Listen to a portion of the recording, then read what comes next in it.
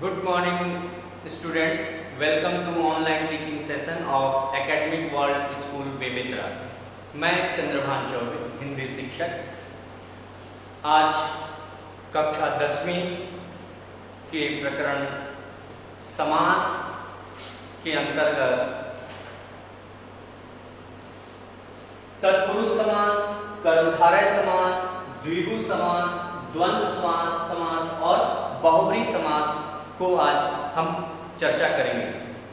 पिछले व्याख्यान में, प्रथम व्याख्यान में मैंने समास के ऊपर चर्चा किया, समस्त पद के ऊपर, पद के ऊपर, शब्द के ऊपर और अव्यय भाव समास के ऊपर हमने चर्चा की थी।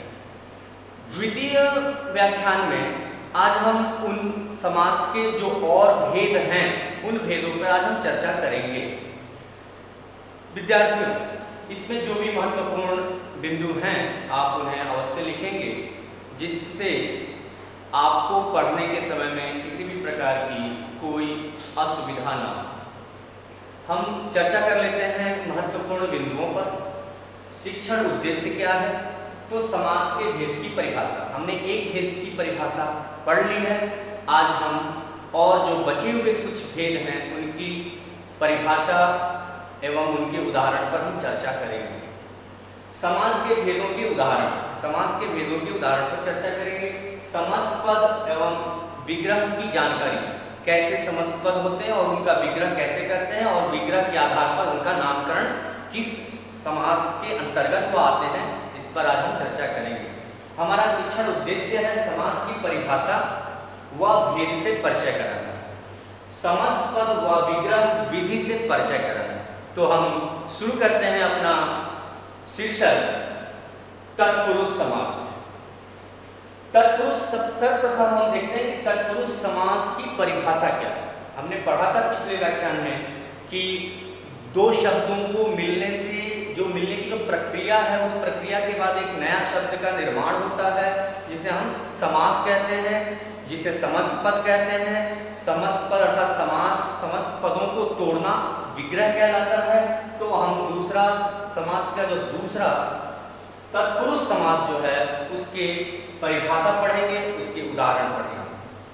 तत्पुरुष समास की परिभाषा, इस समास का अर्थात तत्पुरुष समास का उत्तर पद प्रधान होता है। मैंने आपको बताया था कि दो पद होते हैं, तो दोनों पद में तत्पुरुष समास में उत्तर पद प्रधान होता है। इसमें पहले पद के साथ विभक्ति, किसकी विभक्ति? कारक विभक्ति चिन्ह का लोप होता है। एक उदाहरण हम देखेंगे, और आपने कारक चिन्ह पढ़ा होगा पिछली कक्षाओं में। तो कारक के विभक्ति चिन्हों में जो सबसे पहला कारक का विभक्ति चिन्ह है कर्ता, हम कर्ता का प्रयोग समास में नहीं करते हैं, तत्पुरुष समास में नहीं करते हैं। और अंत में आता है संबोधन, संबोधन का भी प्रयोग हम तत्पुरुष समास में नहीं करते हैं।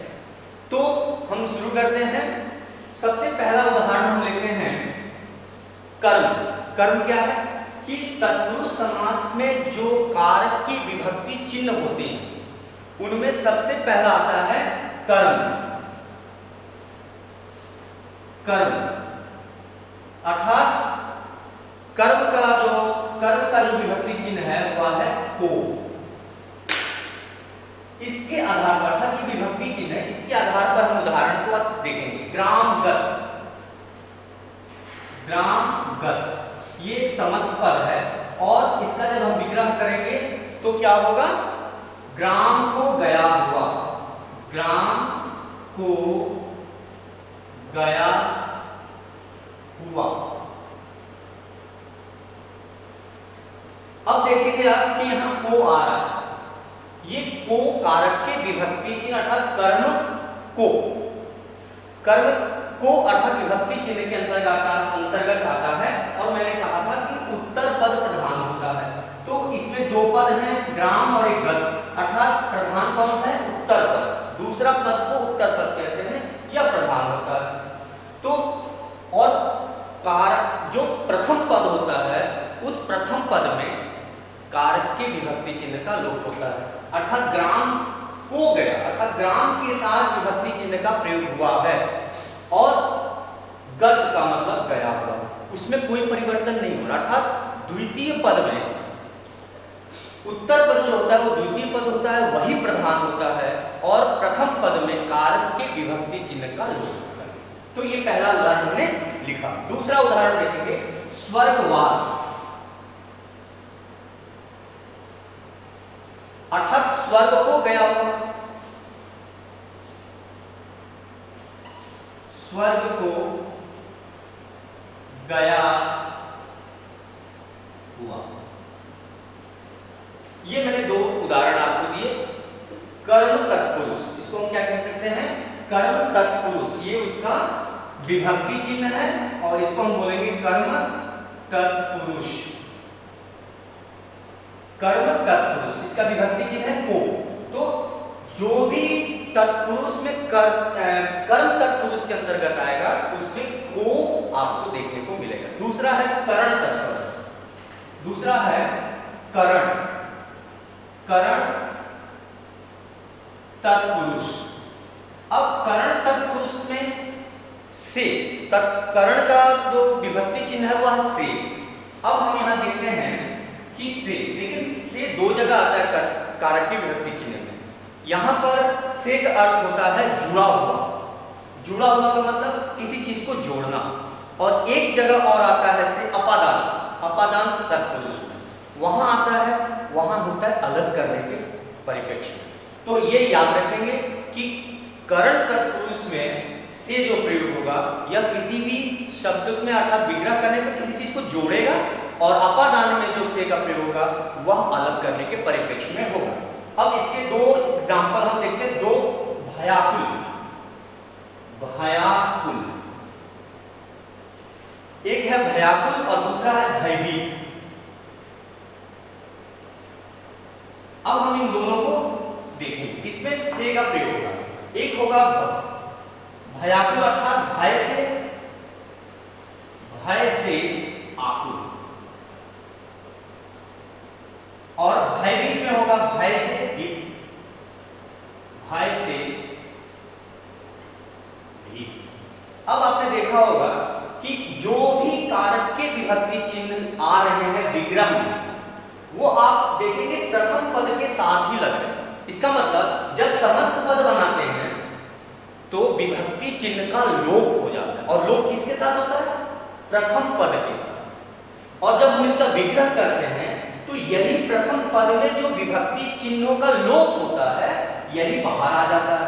तो क्या हो गया, भयाकुल, इसका आप अगर वर्ण विच्छेद करेंगे तो भी आपको पता चल जाएगा यहाँ जो आ की मात्रा है वो यहाँ आ में आ गई। इसका मतलब भय से आकुल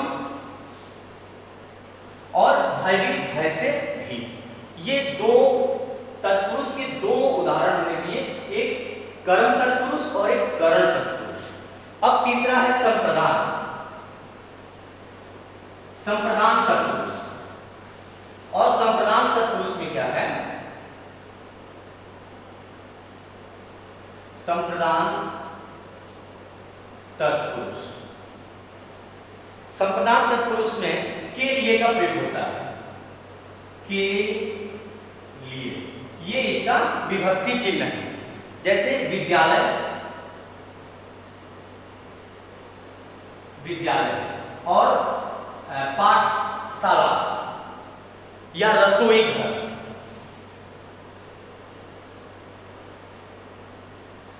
रसोई घर, ये दो उदाहरण देखते हैं। विद्या के लिए हम विद्यालय में सोते नहीं हैं, हम विद्यालय में किसी और अन्य कार्य को नहीं कर सकते। विद्यालय स्पेसिफिक एक किसी पर्टिकुलर किसी चीज के लिए बना हुआ, अर्थात विद्या के लिए बना हुआ, इसलिए विद्यालय के लिए आ रहे हैं। तो इसका जब हम विग्रह करेंगे तो बनेगा विद्या के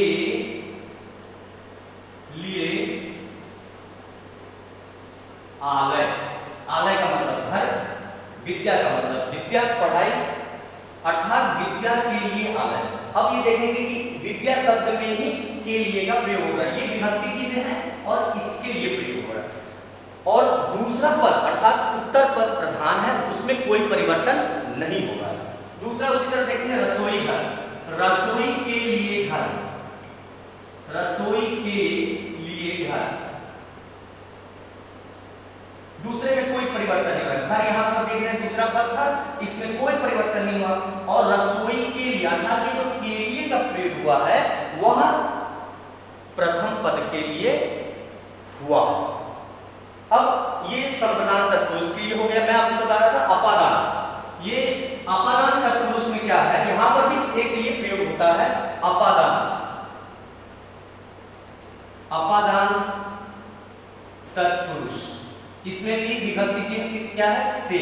अब मैंने आपको बताया था करण में से का प्रयोग अर्थात जोड़ने के लिए, और अपादान में से विभक्ति चिन्ह का प्रयोग किसी से अलग करने के लिए।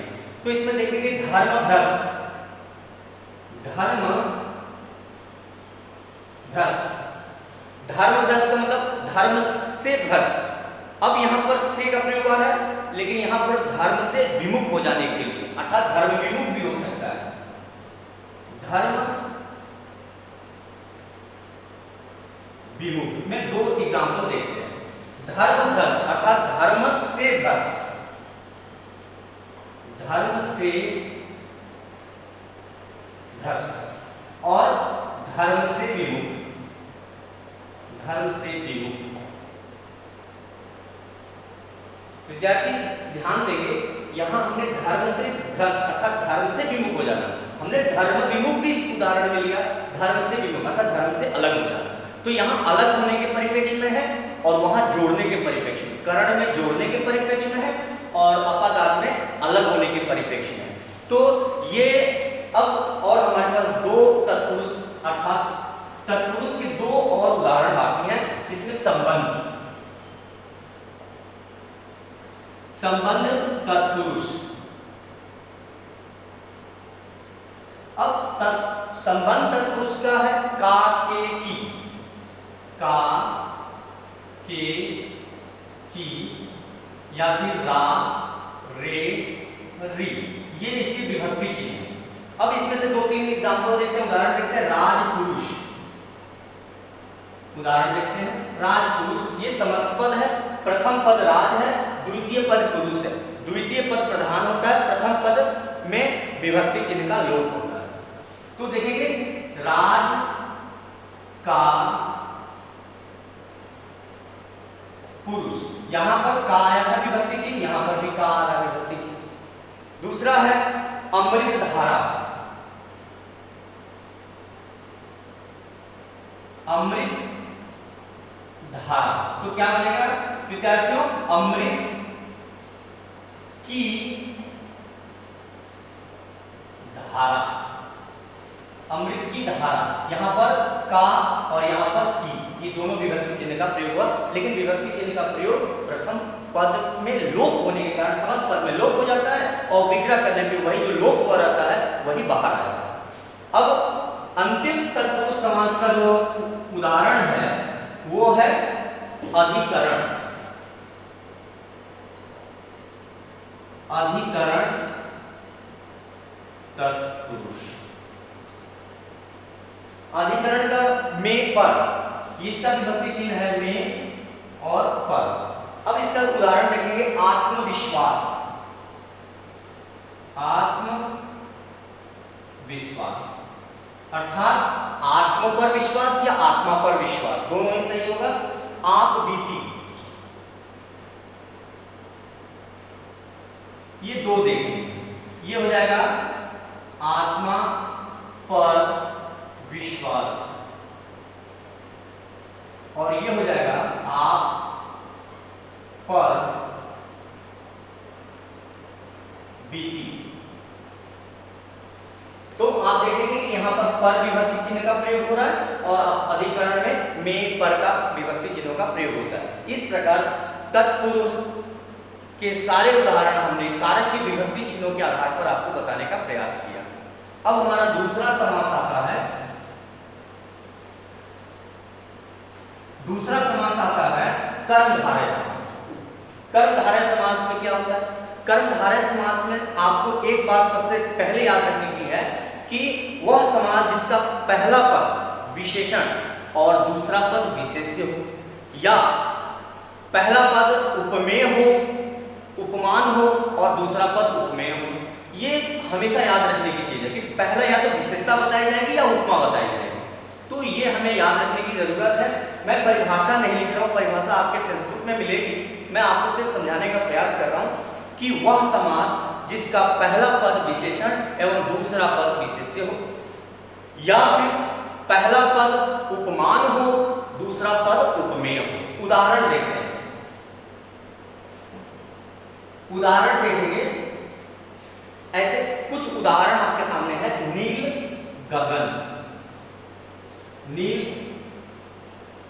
गगन, ये पूरा एक समस्त पद है। अब यहां देखेंगे कि नील गगन, विशेषता बताई जा रही है कि गगन कैसा है, नीला है। नीला क्या है, गगन है। तो क्या हो जाएगा, नील शब्द से क्या बना, नीला है जो गगन। और ये कौन सा समास होगा, कर्मधारय समास। क्यों, इसमें विशेष और विशेषण की बात हो रही है, इसलिए नीला है जो गगन, अर्थात है जो का प्रयोग हमेशा कर्मधारय के लिए ही किया जाता है। दूसरा एग्जांपल देखेंगे, पीतांबर। पीतांबर, पीत का मतलब होता है पीला, तो पीला है जो अंबर, अंबर का मतलब आकाश, अर्थात पीला है जो आकाश था। वस्त्र भी, अब वस्त्र को भी हम अंबर कहते हैं, अर्थात पीतांबर कृष्ण धारण करते थे। इसको बहुब्री में जब हम जाएंगे तो इसको हम बहुब्री के परिभाषा के आधार पर बनाएंगे। फिलहाल हम इसको कर्मधारय पढ़ा रहे हैं, तो कर्मधारय में ये परिभाषा के आधार पर पीला है जो अंबर, अर्थात जो वस्त्र पीला है। और एक उदाहरण देखेंगे, पुरुषोत्तम। पुरुषोत्तम अर्थात उत्तम है जो पुरुष, उत्तम है जो पुरुष। यहां देखेंगे बार बार कि उपमेय, उपमान और विशेष विशेषण आ रहे हैं। मैं यहां एक बार फिर से आपको लिख दे रहा हूं कि आप ध्यान में रखें कि या तो विशेषण विशेष्य होगा या उपमेय उपमान होगा। तो उत्तम है जो पुरुष, यहां उपमेय उपमान आ रहा है, जबकि यहां विशेष और विशेषण की बात हो रही है। इस प्रकार कर्मधारय समास में, फिर से मैं एक बार बता दूं कि कर्मधारय समास में पहला पद विशेषण, पहला पद विशेषण, दूसरा पद विशेष्य होगा, या फिर पहला पद उपमान होगा और दूसरा पद उपमेय होगा। अर्थात आप इन चीजों को ध्यान में रखकर जब आप बनाएं है जो या रूपी या के समान शब्द का प्रयोग कर सकते हैं। अब इसके बाद दूसरा जो समास हमारा वह है द्विगु समास। द्विगु समास, द्विगु समास की जो विशेषता है वह है कि पहला पद जो होता है, पहला पद संख्या होगा, संख्या वाचक, पहला पद संख्यावाचक होगा और दूसरा पद विशेषण हो सकता है। तो पहला पद हमें हमेशा याद रखना है कि द्विगु समास की सबसे जो पहली विशेषता है पता लगाने की, पहचान के लिए, कि पहला पद जो होगा वह संख्या होगा। उदाहरण से हम देखते हैं, एक उदाहरण देखते हैं, पंचवटी, अष्टाध्यायी,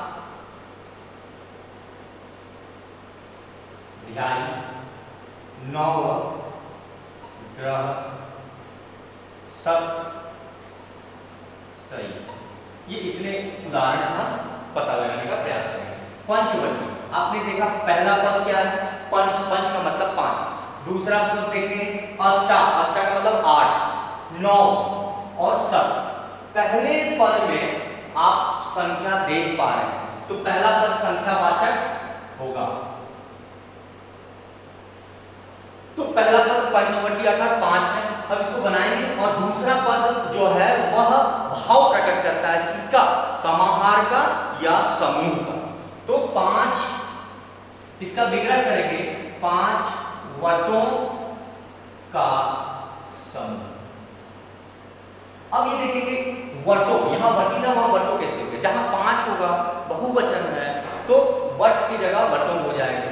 अष्टाध्यायी, आठ या अष्ट या फिर आठ भी लिख सकते हैं, आठ अध्यायों, चूंकि बहुवचन हो गया, आठ अध्याय समूह। उसी तरह से 9 ग्रह, तो पहला गिनती दी कि आपको 9 ग्रहों का समूह या फिर समाहार भी हो सकता है। अब प्रश्न ये उठता है समाहार और समूह का प्रयोग कैसे करेंगे, कैसे पता लगेगा कि ये समूह होगा या समाहार होगा। तो आप याद रखेंगे कि समूह के लिए जो हम गिन सकते हैं, एक ग्रुप की बात होगी तो वहां हम समूह का प्रयोग करेंगे। और जो लिक्विड चीजें हैं, द्रव्यमान चीजें हैं, ठोस चीजों के लिए हम उसको गिन सकते हैं तो उसमें हम समूह का प्रयोग कर सकते हैं। लेकिन कुछ चीजें ऐसी होती है जो हम गिन नहीं पाते, वहां समूह की जगह समाहार का प्रयोग होता है। उसी तरह से पंच तत्व, 5 तत्वों का समाहार, क्योंकि वो मिल जाता है। सत सही, सत का मतलब 7, 100 दोहों का समूह। तो ये याद रखेंगे विद्यार्थियों कि द्विगु समास का पहला पद जो है, मैं आपको अंडरलाइन करके दिखा रहा हूं, पहला पद जो है वह संख्या है।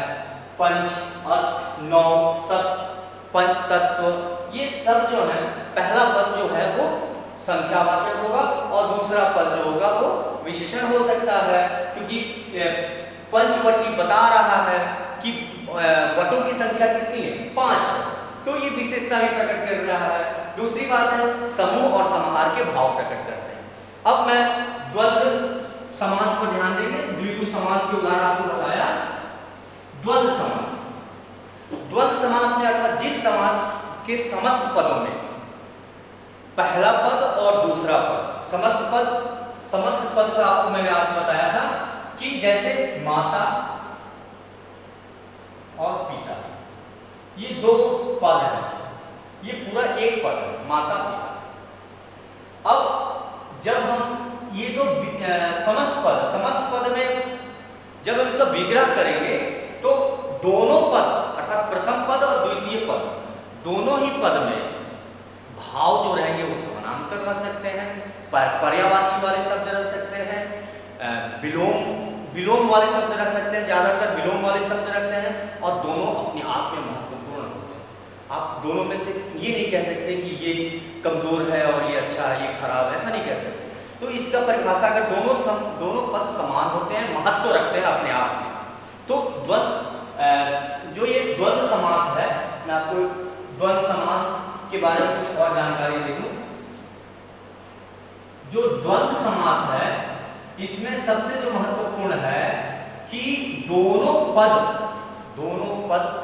प्रधान होते हैं, दोनों पद अपने आप में महत्वपूर्ण होते हैं और दोनों पद अपने आप में समानांतर होते हैं, समान वजन रखते हैं, समान महत्व रखते हैं। जैसे एग्जांपल दे सकते हैं, मैंने आपको बताया था एक कि माता पिता। अब इसमें देखेंगे ये योजक चिन्ह लगा हुआ है। इस योजक चिन्ह का जब हम विग्रह करेंगे तो योजक चिन्ह की जगह और का प्रयोग करेंगे, और तथा एवं का प्रयोग करते हैं। तो इसका जब विग्रह करेंगे तो क्या होगा, माता और पिता। दूसरा उदाहरण देते हैं, राजा और रंग। तो जब इसका विग्रह करेंगे तो क्या होगा, राजा और रंग। अमीर, गरीब। जब इसका विग्रह करेंगे तो होगा अमीर और गरीब। तो आपने देखा होगा कि योजक चिन्ह सब में लगा हुआ था, योजक चिन्ह हमने हटाया और योजक चिन्ह की जगह और का प्रयोग किया।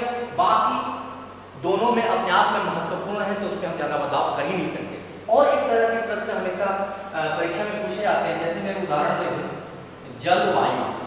अब आपके मन में प्रश्न आया होगा कि अभी तक जितने भी आपने एग्जांपल दिए सब में योजक चिन्ह लगा था, इसमें योजक चिन्ह क्यों नहीं लगा? देखिए, योजक चिन्ह लगा हो या ना लगा हो, यह बात ज्यादा महत्वपूर्ण नहीं। महत्वपूर्ण यह है कि जो दोनों पद हैं, ये दोनों पद अपने आप में महत्वपूर्ण होने चाहिए और विलोम शब्द से मिलते जुलते होने चाहिए। तो देखिए, जल अपने आप में महत्वपूर्ण है, वायु भी अपने आप में महत्वपूर्ण है, दोनों ही हमारे लिए महत्वपूर्ण है। अर्थात जब हम इसका विग्रह करेंगे तो ये बनेगा जल और वायु। तो विद्यार्थियों शायद आपको यह द्वंद्व समास भी समझ में आया हो। अब जो अंतिम समास है उस पर हम चर्चा करेंगे।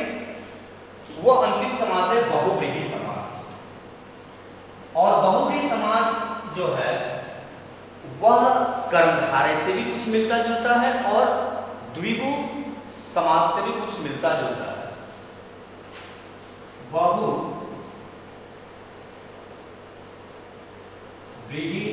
समास,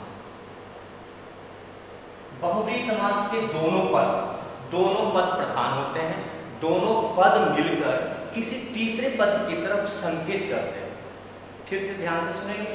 बहुव्रीहि समास के दोनों ही पद प्रधान होते हैं और वो दोनों पद मिलकर किसी तीसरे पद के लिए, किसी तीसरे पद को बनाने के लिए इशारा करते हैं। तो हम उदाहरण देखेंगे। नीलकंठ, आपके मन में प्रश्न उठा होगा, नीलकंठ, अरे शिव भगवान को हम नीलकंठ कहते हैं। दूसरा लंबोदर, जैसे हमने लिखा लंबोदर, आपके मन में आया है गणेश भगवान को हम लंबोदर कहते हैं। तीसरा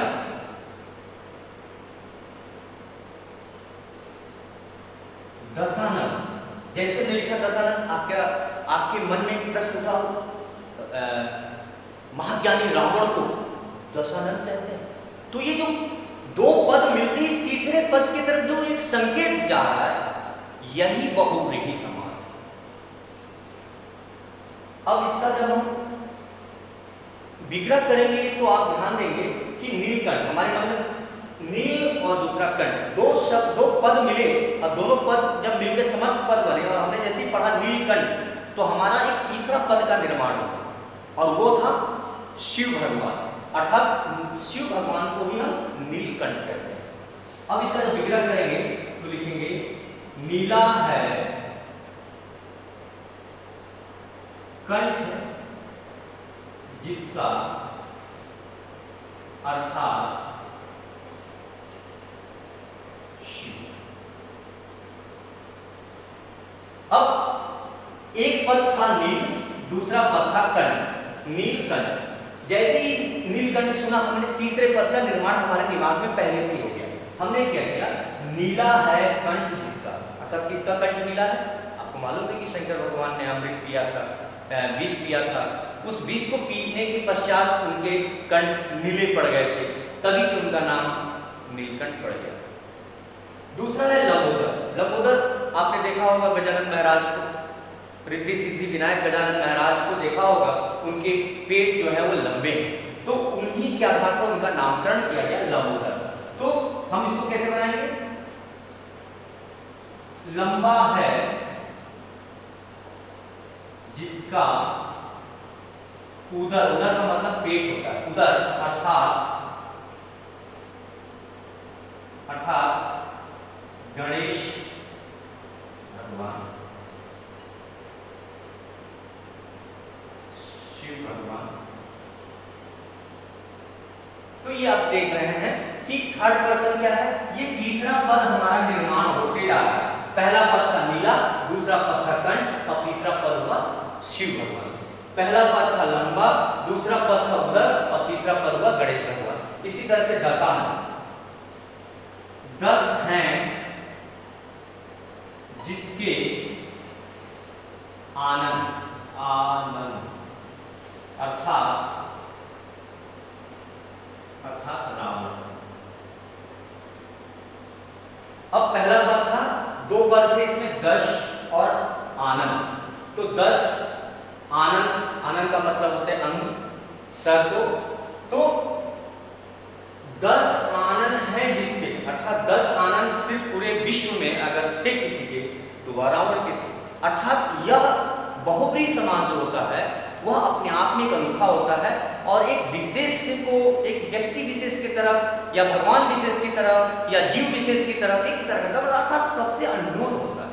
तो वही थर्ड पर्सन होता है, अर्थात वही पहला पद और दूसरा पद मिलकर तीसरे पद को बनाता है, वही बहुव्रीहि समास कहलाता है। तो प्यारे विद्यार्थियों, आज बाकी जितने भी समास थे हमने उस पर चर्चा किया। मैंने प्रथम व्याख्यान में सिर्फ अव्ययभाव समास पढ़ाए थे और आज हमने तत्पुरुष समास, कर्मधारय समास, द्विगु समास, द्वंद्व समास और बहुव्रीहि समास पर चर्चा की, जिसके मुख्य शिक्षण बिंदु के समास के भेदों की परिभाषा, हमने प्रत्येक समास के भेदों की परिभाषा बताई, उसके उदाहरण बताए। समास के भेदों के उदाहरण भी बता दिए गए आपको। समस्त पद व विग्रह, ये समस्त पद है, ये समस्त पद है और ये जो है ये उसके विग्रह। तो समस्त पद और विग्रह की जानकारी दी गई, समास की परिभाषा बताई गई, भेद से परिचय कराया गया, समस्त पद और विग्रह की विधि को विधि से बताया गया कि विधि क्या है, किस विधि से इस समास का नामकरण किया जाता है, किस प्रकार पता लगता है कि कौन समास के कौन से प्रकार के अंतर्गत आते हैं। तो प्यारे विद्यार्थियों, अब कुछ गृह कार्य आपके लिए है और आप इस पाठ्य को पढ़ने के बाद, इस शीर्षक को पढ़ने के बाद, जो भी इस शीर्षक के अंतर्गत जो कुछ गृह कार्य दिए जा रहे हैं आप उसे अवश्य पूरा करेंगे। आप लिख सकते हैं गृह कार्य, अन्यथा मैं भी लिख सकता हूँ गृह कार्य, मैं लिख देता हूँ बोर्ड में, आप उसको घर में बैठकर पूर्ण करेंगे। तत्पुरुष समास, कर्मधारय समास, द्विगु समास, द्वंद्व समास और बहुव्रीहि समास के 5 उदाहरण आपको लिखने हैं। मैं फिर से बोल रहा हूँ, तत्पुरुष समास, कर्मधारय समास, द्विगु समास, द्वंद्व समास और बहुव्रीहि समास के सिर्फ 5 उदाहरण लिखने हैं। दूसरा प्रश्न, तत्पुरुष समास, कर्मधारय समास, द्विगु समास, द्वंद्व समास और बहुव्रीहि समास के 5 विग्रह करने हैं। हमने पहले कहा कि 5 उदाहरण लिखने हैं और दूसरे में कहा कि उनका विग्रह करना है, अर्थात सभी के 5 समस्त पद समास बनाकर उनका विग्रह कर उनका नाम लिखना, उनके प्रकारों के नाम लिखना। तो विद्यार्थियों, मैं आज आपसे यही विदा लेता हूं और अगले व्याख्यान में, आज तो समास पूर्ण हो गया, अगले व्याख्यान में मैं अगले विषय लेकर, अगले प्रकरण, अगले शीर्षक लेकर आपके सामने उपस्थित होऊंगा। धन्यवाद।